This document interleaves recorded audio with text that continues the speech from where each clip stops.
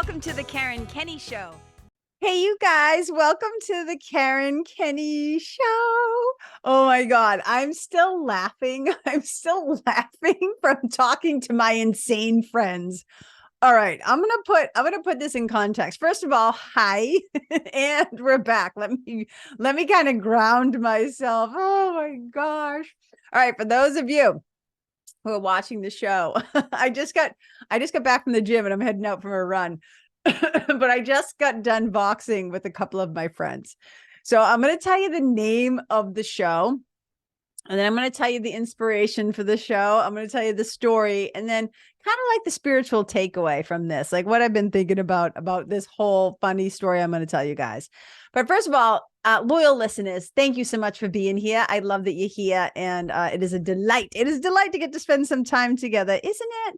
I mean, isn't it wicked nice when you get to hang out with people? And I know we're not physically together, but this is kind of like my way of like getting to spend a little time with you. And that's why I always say to you guys, hey, if you listen to the show, there was something you liked or you could relate to the story or whatever, like write back to me, like tell me too, because I want to hear what's going on and how things are landing for you guys. And if you're new to the show, thank you so much. Whoever sent you a link or pointed you in the right direction or said, go listen to this or whatever. And the fact that you actually took action tells me that you're my kind of person. So thank you so much for being here. Okay, look at. Okay. So I'm going to call this episode Eye Color Intervention. Eye color intervention, like eyeballs, your eye color intervention. Okay. You may or may not remember. I don't know, last year, maybe at some point I did a podcast called What Color Are Your Eyes? So this is kind of like a jumping off point, like from that, but I just want to put something in context. Okay. If you listened to my episode 2 weeks ago, I think I called it, rearranging the furniture, right? Then you know that I recently moved my furniture around in this actual room that I'm in, my writing room, my creative space, my office, whatever you want to call it, where the magic happens, my podcast studio. Okay. So I rearranged a bunch of things. And when I started telling my two friends, KT and Emmeline, that I was going to move some stuff around, like everybody got like inspired. And KT's like, I'm going to move my desk too. And I'm going to get into that in a moment. And Emmeline was like, I'm going to do like, it's like spring cleaning. Like I'm going to do some cleaning or whatever. So it was like really funny. So we all got inspired. Now, I am now facing the windows. I used to have the windows at my back. You guys might remember that, those of you who watch the show.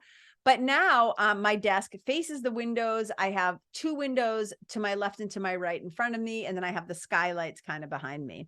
So KT, my friend, who also has like, she shares her office with her two beautiful birds who I actually have like their feathers. Look, she sent me some of their feathers, you guys. I'm so excited. So right now I'm holding up two little baggies. And one has green feathers from Jenga. And Jenga is, I don't know how to pronounce this. He's a cake. It's Caique. And then Pico, her is a Quaker, I think, like is a Quaker parrot. And her, look at how blue those beautiful feathers are. And then look at the beautiful greens, right? And then she sent me some yellowish feathers that are beautiful from her old cockatiel Mo. Like how cool is that? She knows I collect feathers. So anyways, KT shares her and we're back.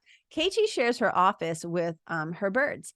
And so they've had access to like the windows. And so when she was rearranging her office, she's like, well, I just got to figure out, I still want the birds to be able to have their tree by the window and do the whole thing. But now her desk also face windows. So KT is like one of my best friends, although we've never met in person, but we're going to be meeting in person for the first time in November. It's going to be so much fun. But so we talk like every single day.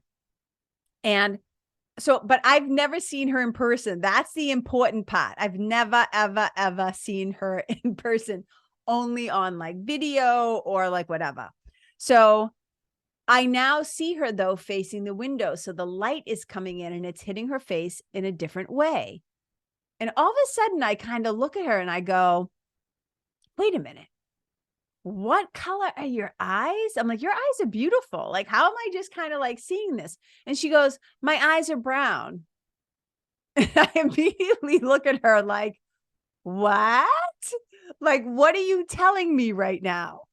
And I said to her, your eyes are not brown.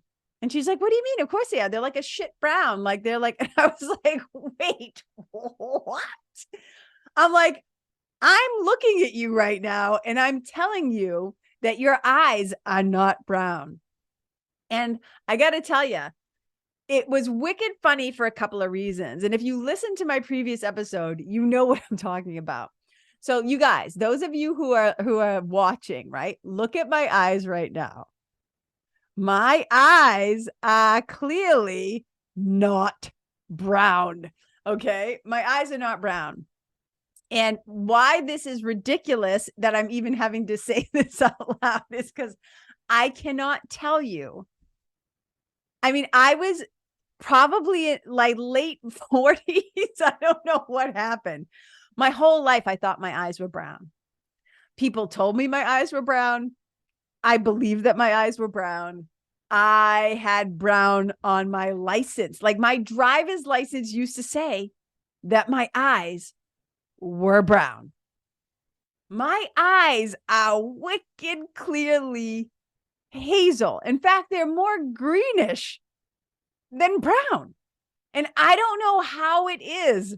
I do know how now, right? That I went through life thinking this. So here's the thing.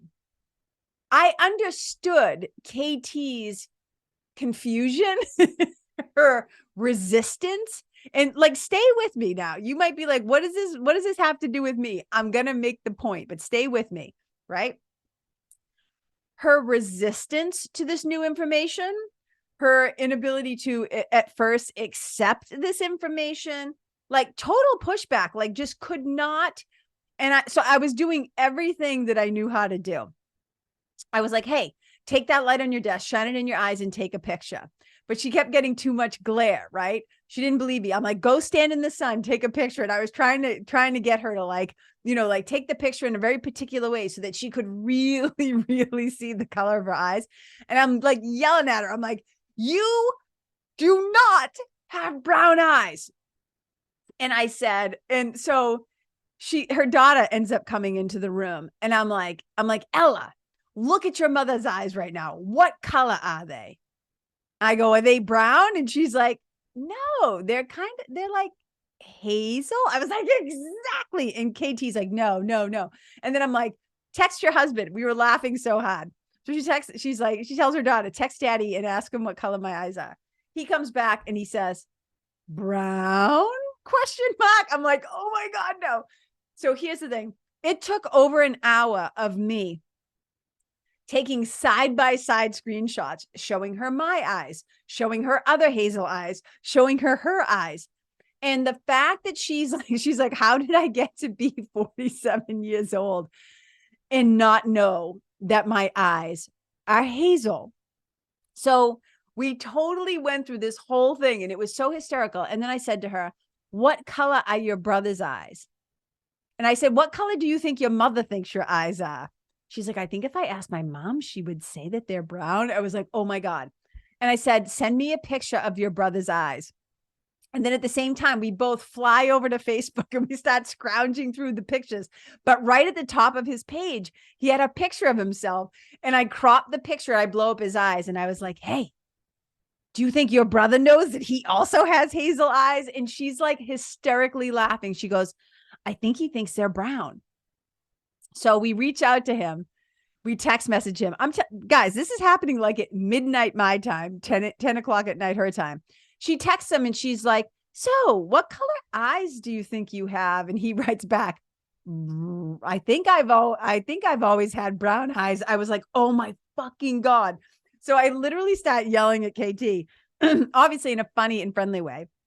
And I go like this, I go, motherfucker, can you not see your own eyeballs right now? Go look in the mirror. Your eyes are hazel. And we were laughing so hard.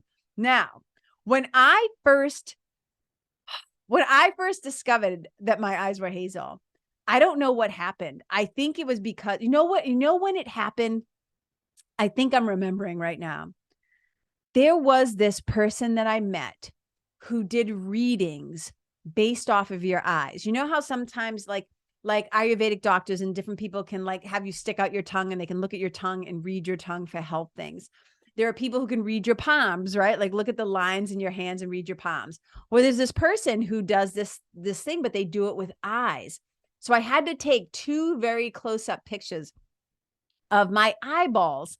And I remember looking at them, having to edit them, right? Just like crop them, I mean, before I sent them back to the person. And I think it was the first time that I really, really, really looked and was like, holy shit, my eyes actually aren't brown. And this was such wonderful news. Do you want to know why, you guys? Look, brown eyes are really easy to identify, right? Like when their eyes are like brown, it's like, that's a brown eye. It's one color. Like my sweetie has brown eyes and his eyes like have a nice root beer, like a root beer brown color to them when he's in the sun, right? My sister has really dark eyes, dark brown eyes.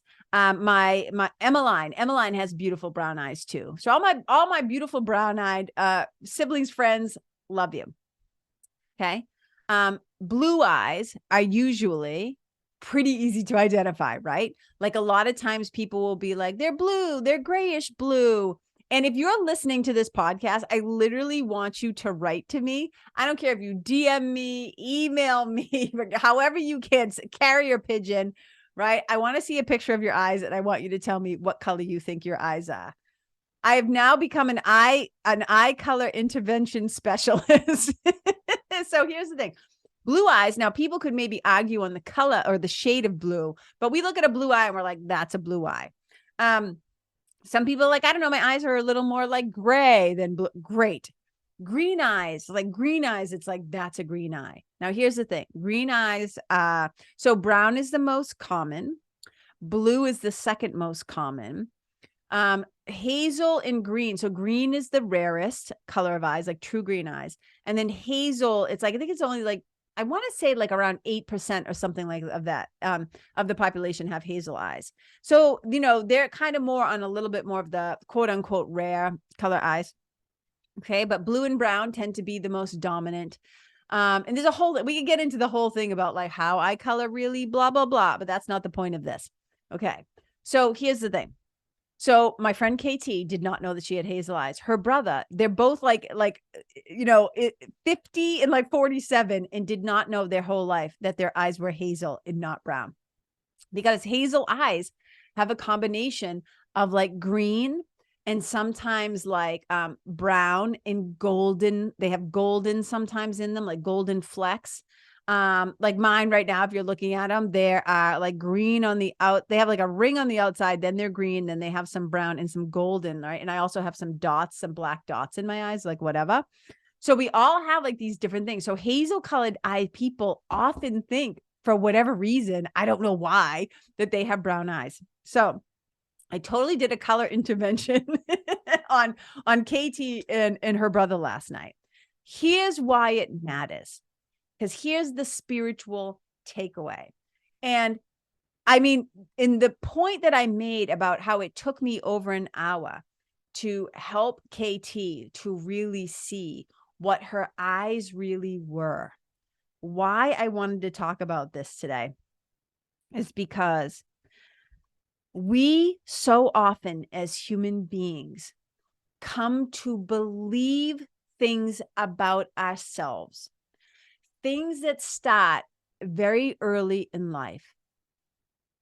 When you are a hazel-eyed person, but you've been conditioned to believe your whole life that your eyes are brown because somebody told you that your eyes are brown. And that could have been somebody in authority. It could have been your parents. It could have been somebody older than you, somebody you trusted or whatever. We often will see ourselves through other people's eyes. We will often see ourselves and come to think about ourselves based on what other people tell us about ourselves. So much so that even when we can physically see, like we're talking about a physical thing right here, like literally like eyeballs, like we ourselves could go look in the mirror And I was so excited when I found out that my eyes are actually hazel, because hazel and green colored eyes are my favorite color eyes on other people.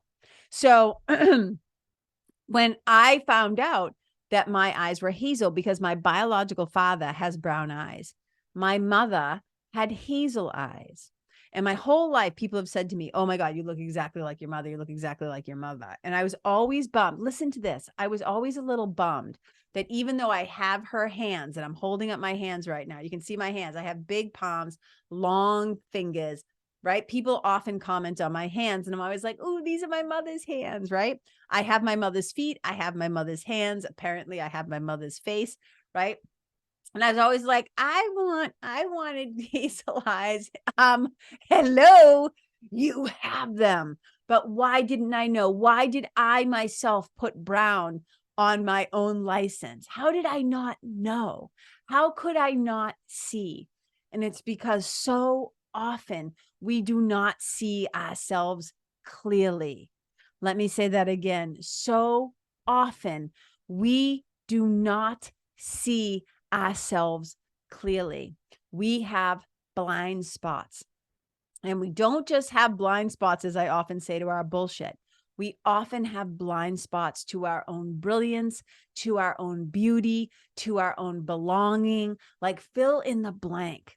We are so often conditioned by our environments when we're kids, how we grew up, where we grew up, what people said to us, whether that was teachers or parents or siblings or coaches or priests or whatever, right? The people around us who had the power, who would tell us things like, you're stupid, you're lazy, you're not good enough, you'll never amount to anything, you're not worthy, you're fat, you're ugly, you're weird, you're this, you're poor, you're lacking, you're too much, you're not enough, you're this, you're that, you've got, do you know what I mean? You don't belong here, you don't fit in, that's gross, that's stupid. But we get bombarded from such a young age when our brains are still developing. But know what else is developing?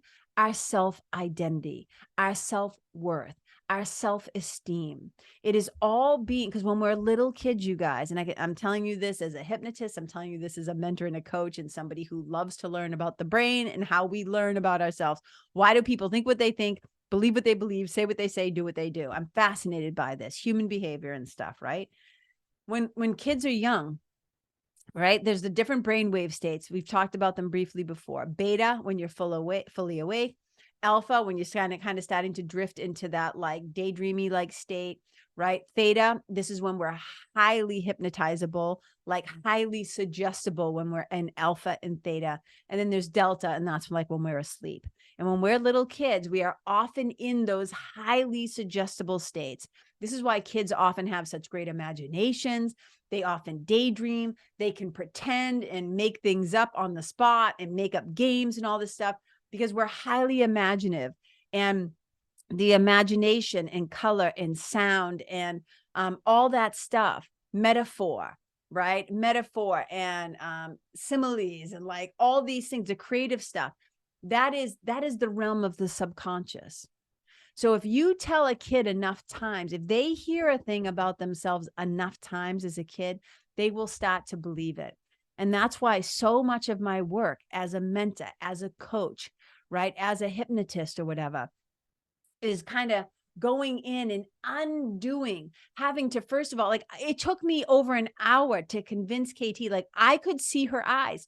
She could see her eyes. I could clearly see that her eyes were not brown. Those things were hazel, and she couldn't quite see it, because the mind has a perception of you, right? Like you have your own perception, your own stories, your own beliefs, your own memories, your own identity.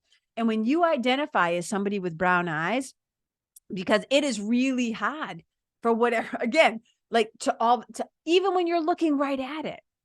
And so one of the questions that I've been kind of putting forward to like my friends and stuff like this is that, like, it's like, I scribbled this note to myself at the crack acid dawn. Like when I woke up to go to the bathroom in the middle of the night, and I scribbled this note down, and I said, Mentors and coaches help you to see things about yourself that you sometimes can't. So whether you're talking shit about yourself or saying that you have shit brown eyes, we can intervene on your behalf to point out your brilliance, to point out your strengths, to point out your genius, to point out where you are already doing it right, to point out the habits and the rituals and the things that you're already doing that are amazing, and to also help you to take a look at the places where maybe you cannot see yourself clearly for whatever reasons. And this is why great mentors and great coaches, I'll often say, I often say from my clients, I kind of hold the vision of them, right? The strength, the vision, the whatever for them and of them until they're ready to take it on and receive it themselves, until they're able to accept, oh yeah, I actually am pretty incredible. Oh yeah, here are my list of wins. Oh yeah, here's some reasons why I do love myself. Oh yeah, here's where I fucking kill it all the time. I'm really good at this. This is my strength. Oh yeah, right? Because we sometimes cannot see ourselves clearly at all. And we need loving, kind, compassionate, right? Courageous people who are willing, right? To do, and in the most loving way, an intervention, and to say like, hey, let me tell you what I'm really seeing here. And sometimes that's going to be in the positive. And sometimes I always say, you have to own, you got to be willing to own both your blind spots, right? Both your bullshit and your brilliance. And this is why mentors and coaches will save you time, save you energy, save you money, and save you suffering. Because a lot of times we've already gone ahead. And this is why I could say to KT and her brother, like, hey, look, I'm telling you, as somebody who literally also thought her eyes were brown, that they are not brown. And neither are yours. And even though it might seem like a silly example, it's the same thing when you go through something, whether it's tragic or there's trauma or you figured something out because you went first. This is what good mentors do. We're kind of like spiritual Sherpas, right? Like we're like, hey, already climbed that mountain. Let me explain to you, probably not saying where you, but saying, hey, I've already done this. I've already done this journey. And whether the journey is I'm trying to get my book published, or I'm trying to heal this, or I'm trying to strengthen this, or I'm trying to overcome this, we can say, hey, we already went ahead and did this work. I'm now reporting back and letting you know, these are the supplies you're going to need. Here's the toolkit, right, that you want to pack. These are the tools that you want to put in that toolkit. Here's the places where you're going to need to rest. And this is where you're going to need to take extra good care of yourself physically, mentally, emotionally, spiritually, right? At least in the work that I do, we touch upon the 4 different levels of healing, and we really take a look at all of these things. So it's just amazing. And I wanted to use this example because I want you to start to question the stuff that other people have told you about you for your whole life that you've now come to take on as gospel truth. Because what happens is when people kind of condition us and what's the word I'm looking for? Brainwash us into thinking particular things. And in your case, it might be something different, right? It's not going to be like, oh, my eyes are actually hazel and not brown. But there might be something that somebody has told you. I'm not good at math. I'm not good with numbers. I'm not good with running a business. I wouldn't be a good mother. I wouldn't be a good father. I'll never find love. I'll never lose weight. I'll never make enough money. I'll never be able to publish my book. I'll never be able to.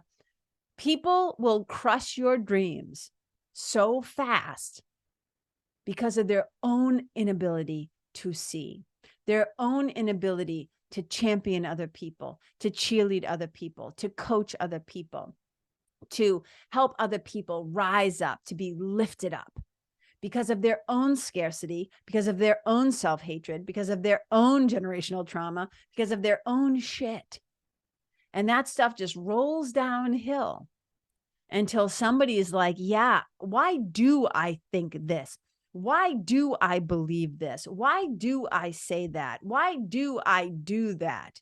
Right? We have to question our thoughts. We have to question our motivations. We have to question our intentions. We have to question the stories we tell, the beliefs we hold, the identities we create. We need to pause and slow down every once in a while, take a look around at the landscape and say, hey, and like get real with yourself. Like, what have I taken on to be true just because my father or my mother or my auntie or my sister or my abuser or my whoever said this to me? What is not true that you have been believing has been true? And the eye color thing is just a really powerful and easy example. So if you've had a belief, I know so many women who say, yeah, I'm just not good with money. I'm just not good with numbers. I'm just not good with whatever. I'm like, how did you come to that conclusion? How did you come to that conclusion? Was it because you went out and you tried to learn something new and you failed once? Is it because you haven't had the help or the guidance or the support that you need? Because you've been trying to do it on your own the whole time? I don't know who said it. They said, don't judge a fish by its inability to climb a tree, because that's not what a fish has been designed to do. And I think we get judged by others first. I think other people teach us how to judge ourselves. Because most little kids, now I know some little kids, their personalities, they might be shy, they might be this, or they might be that. Most little kids aren't walking around thinking there's something wrong with them. Have you met little kids? Have you met little kids? They're like, mommy, look at me. Auntie, look at me. Daddy, look at me. Oh my God, special. I'm special. I'm special. I'm special. I'm special. Right? They think they're the bee's knees. They think they're the balls. They're like, I am the cat's meow and the cat's pajamas, And it's not until somebody else points out something about them to become self-conscious about.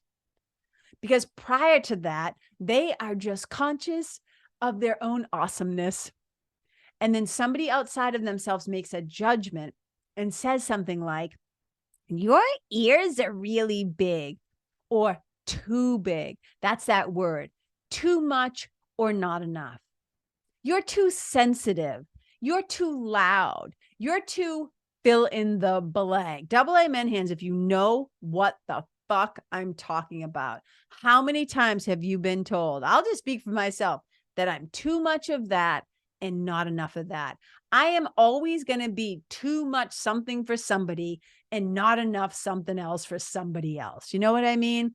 And that's okay. They don't have to listen to my podcast, follow any of my social media, sign up for any of my retreats, work with me in a group program, work with me one-to-one, or read my book when it comes out. If I am not your cup of tea, mosey on by. God bless, and don't let the door hit you in the ass on the way out, as my stepfather used to say, right? Like, see you later, alligator, in a while, crocodile, right? Because what? Nobody's holding you hostage here. But here's the thing, you guys, we often outcast ourselves because we don't see ourselves clearly and we keep buying the bullshit that other people have told us about ourselves, but especially when we're little kids.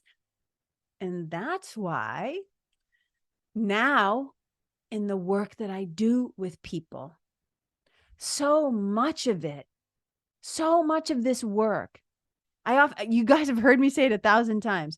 Even though I'm working with quote unquote adults, I'm actually working with little kids in adult bodies, because so much of this work is helping people to see themselves with fresh eyes, to like go back, because they're carrying forward a lot of times stuff from their childhood that they haven't reconciled, that they haven't found out for themselves. Is this thing true? Because they've taken everybody else's stories and beliefs and patterns and habits, and they've been kind of interwoven into the fabric of their life.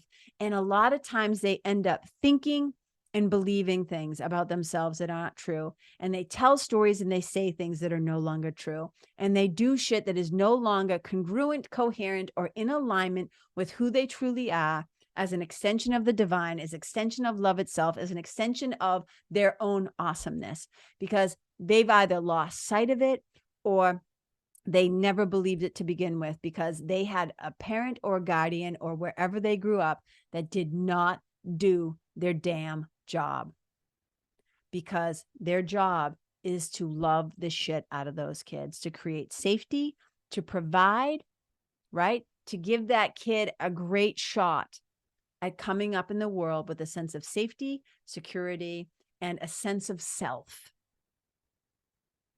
So you guys, if I'm helping people, right, even with just the eye color intervention, on behalf of two people, right, who I care about, like, hey, I hate to break it to you, but your eyes aren't brown. And it's like, yeah, but look, it says brown on my license. And I'm like, yeah, but you told them that color because for some reason you did not. And it's like, but how is that possible? How is it possible that I've been looking in the mirror for 47 years or whatever, once you're no longer a baby? Because I do know that babies are often born with blue eyes and then they change, they turn. So your eye color might change a little bit when you're a little kid. But how is it that at least for the past, let's call it 40 years, you've been looking at yourself and thinking that you have brown eyes? And why is it that other people around you think that you have brown eyes? I'm like, has nobody been paying attention? Has nobody been paying attention?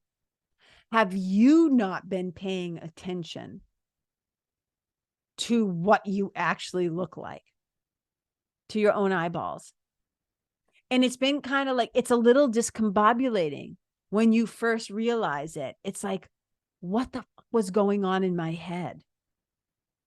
And the reason why I'm bringing this up and it matters is, if it's something so physically obvious, like your eyes are not brown and you can't see it externally, how many things do we hold within ourselves? How many things do we hold within our brain, in our mind, in our memory? How many things do we hold in our heart, in our soul? How many things do we hold in our body? The unseen, quote unquote, unseen things that we're walking around with and believing in whatever, that are just not true. It's just not real. It's just not reality. It's an interpretation. It's a belief that got implanted. It's a seed that was planted a long time ago.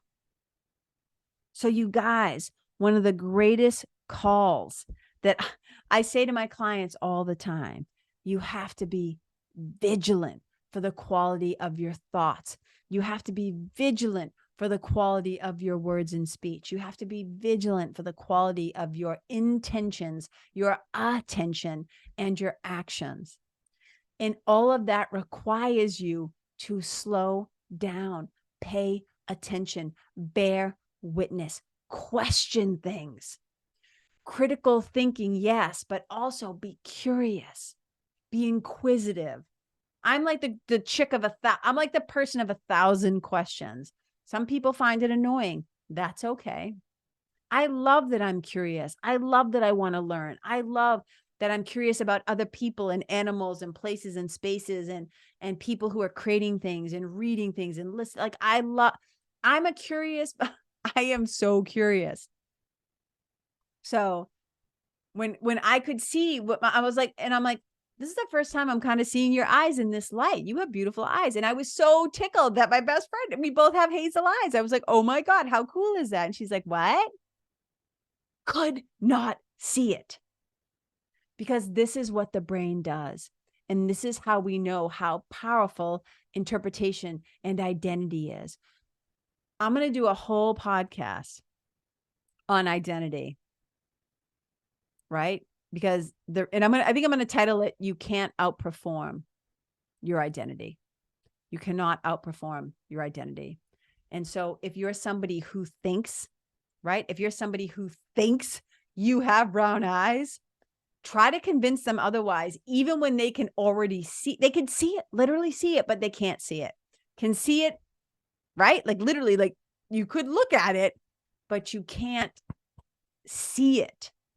So a lot of times, this is why I'll say to clients, like, it's not enough for me to want this for you. Like, you've got to want it. You've got to believe that you're worth it. But have you ever, like, it's kind of like telling somebody, when in the history of the world has it ever worked when somebody is upset or hysterical or whatever? You just saying, calm down, you got to calm down. How helpful has that been? Have they actually been able to calm down? You know what I'm saying?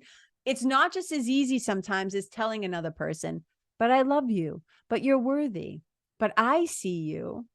I mean, that support and that encouragement and that reflection back is powerful. But you can't unconvince somebody. You can't convince somebody that they're lovable when they think that they're a piece of shit. Double amen hands if you can relate to this. Who in your life have you known that you've thought this person is amazing and they just can't see it? This person is so talented, but they just can't see it. They don't see themselves this way. And we have a culture of people who have a self-esteem problem, a self-respect problem, and a self-worth problem.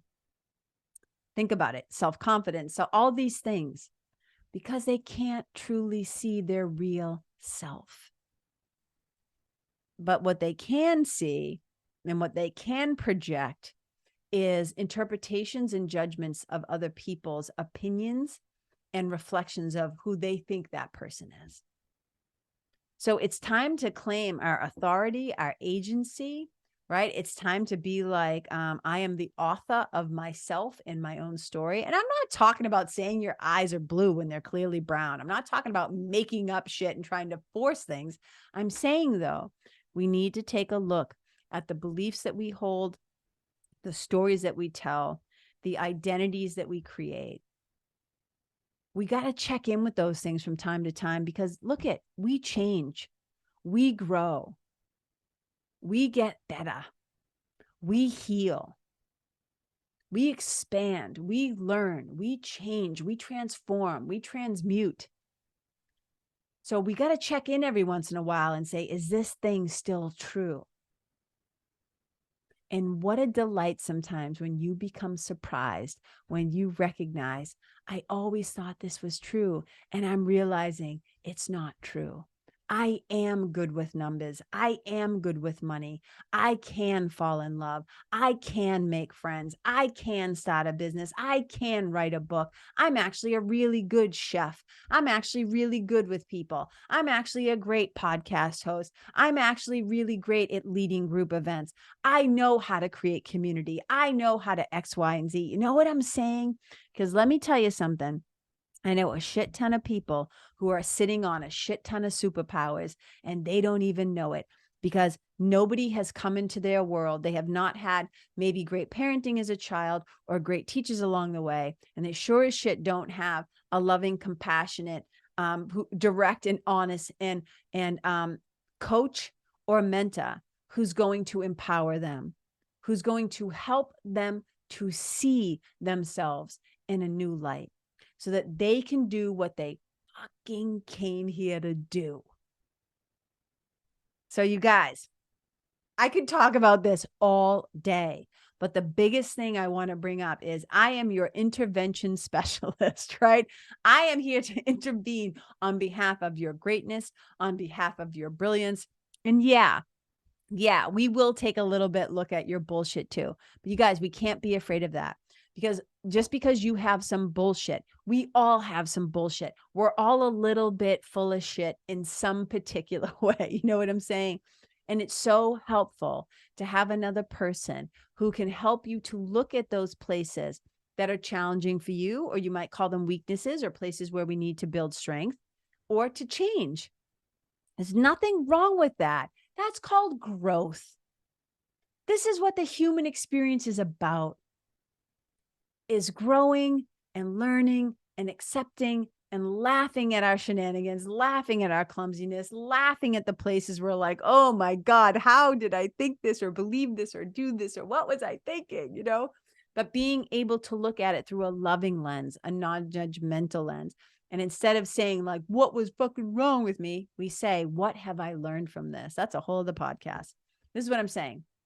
So you guys, this is the work I love to do with people, to help them to transform how they see themselves. Because the thing is, when you stop seeing yourself in a way that limits you and holds you back and keeps you small and keeps you stuck in your past, does the future open up? Like, man, does the present and the future turn into miraculous possibility? And that to me is so exciting, because that's what we need on the planet right now. We need people who know their strengths, know their weaknesses, know what they're good at, and they're here to serve from a place of love and power. And I don't mean corruptible power. I mean a place of self-empowerment, a place of self-love. We need people on the planet right now who are serious about getting down to the business of love. And it's got to start with us, towards us, to us. And it starts by being able to see ourselves clearly. And when we can't, that's when we hire help. That's when we invite people in to support us on our journey of being able to see ourselves with compassion and clarity and kindness and curiosity and creativity, with confidence, with courage. So you guys, I hope this landed in some way. I wish you could have been on Voxa in all the Zooms as all of this eye color intervention was happening. It was hysterical. I probably can't convey it because it's like, it's like sometimes it's like you had to kind of be there, but just imagine being 40 something years old, like I was, and like my friend KT was, and her brother Brett was, when you discover like, oh, I actually do not have brown eyes. Like, what a trip that is. And it speaks to the power of the brain and why creating new neural networks, why neuroplasticity is so important, meaning your brain can change. Like, what great news is that? That bullshit, that old adage, you can't teach an old dog new tricks. It's bullshit. It's bullshit. Old dogs can learn. You know how I know? Because I have two 13-year-old dogs right now, and they just recently learned how to use a dog ramp. Old dogs can learn new tricks all the time. And this old dog, and I'm patting my face, this old dog is always learning. So we will continue to grow and learn as long as we are willing, we are open-minded, and as long as we want to, So you guys, I hope this has been helpful to you in some way. And thank you so much for being here. And if you're somebody who wants to, I don't know when this is going to be coming out, but I think you'll hear this in time. My new group coaching program, The Alchemy. Think about what alchemy is. Alchemy is about changing one thing into another. It is magically divine. It is a powerful group coaching program. I'm only taking 12 people. 6 people have already claimed their seats. Might be more by the time this sucker airs. And because it doesn't matter. You don't need to know the behind the scenes. But yeah, so right now, 6 seats are still available. And it starts on September 18th. And I will be closing down registration soon, because I want to start getting prepping and putting my focus towards the people who have raised their hand, have claimed their seat at the table, and are ready to say yes and do this work. And if that's you, just go to KarenKenney.com/alchemy. Right? You can find that on my website. You can find everything on my website. How to work with me one-to-one in the quest, my group program, the retreat that's coming up in November, the Own Your Magic retreat. I'd love to have you join us. So you can find everything at KarenKenney.com. Go check it out. If you have questions, if you're like, oh, I've been listening and I really want to do this, I've been thinking about it. It's time to stop thinking about it, because life is too short. Let's take some action. Let's move in the direction of your dreams. Okay. So thank you so much for being here. I appreciate you guys. I love you. I celebrate you. I'm so happy we get to spend some time together.